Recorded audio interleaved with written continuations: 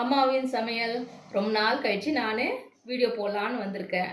என்ன ரெடி பண்ண போகிறேன் அப்படின்னா, தலைக்கு எண்ணெய், அதாவது தலைமுடி உதிராமல் இருக்கிறதுக்கும் நல்லா கருக்கருன்னு வளர்கிறதுக்கும் எண்ணெய் தயார் பண்ண போகிறோம். அதுக்கு தேவையான பொருட்கள் 1 லிட்டரு தேங்காய் எண்ணெய், வேப்பலை, பொடுகு வராமல் இருக்கிறதுக்கு வேப்பலை, குளிர்ச்சியாக இருக்கிறதுக்கு வெந்தயம், அப்புறம் நல்லா முடி வளர்கிறதுக்கு கருஞ்சீரகம்.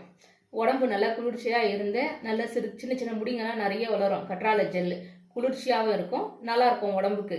அப்புறமா செம்பருத்தி பூ, அப்புறம் மருதாணி இலையை அரைச்சி வச்சுருக்கேன், அப்புறம் கருவேப்பிலை.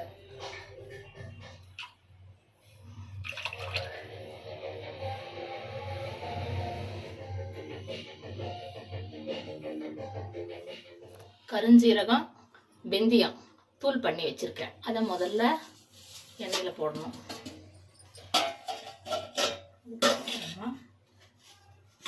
செம்பருத்தி பூவு அரைச்சி வச்சுருக்கேன், அதை போடணும். வேப்பலை பொடி பண்ணி வச்சுருக்கேன், அதை போடணும்.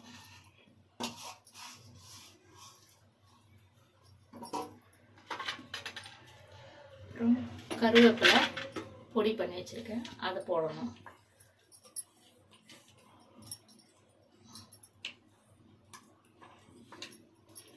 மருதாணி தழை அரைச்சி வச்சுருக்கேன், அதை போடணும். ஆலிவரா நிறைய இருக்குது, அதனால் அவங்க ஒருத்தர் குளிர்ச்சி ஆகிடும். அதனால் அவங்கவுங்களுக்கு தேவைக்கு தகுந்த மாதிரி போட்டுக்கோங்க. போட்டு கலந்துகிட்டே இருக்கணும்.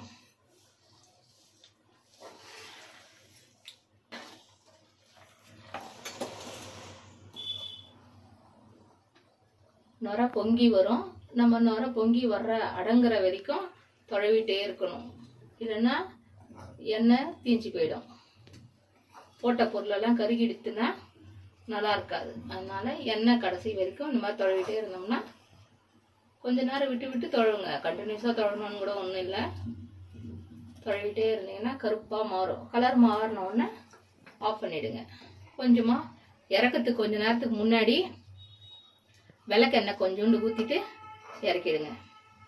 கொஞ்சம் கொஞ்சமாக அடங்கி போச்சு. இன்னும் ஒரு 5 நிமிஷத்தில் நுரை ஃபுல்லாக அடங்கிடும். விளக்கெண்ணெய் ஆட் பண்ணிக்கோங்க.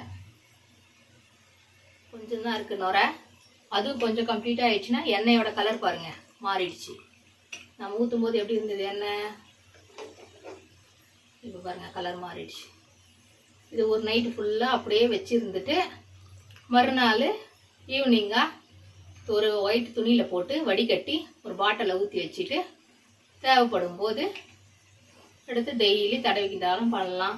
இல்லை தலைக்கு ஊற்றுறதுக்கு முன்னாள் நைட்டு தடவிட்டு மறுநாள் காலையில் எண்ணெய் தேய்ச்சி தலைக்கு ஊற்றிக்கலாம். ஷாம்பு மைல்டாக ஷாம்பு போட்டு தலைக்கு ஊற்றிக்கலாம். நெக்ஸ்ட் வீடியோவில் செம்பருத்தி ஷாம்பு செய்வது எப்படின்னு சொல்லித்தரேன். எண்ணெய் ரெடி ஆயிடுச்சு.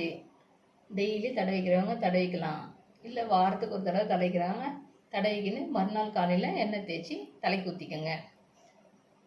நீங்கள் எங்கள் சேனலில் சப்ஸ்கிரைப் பண்ணுங்கள்.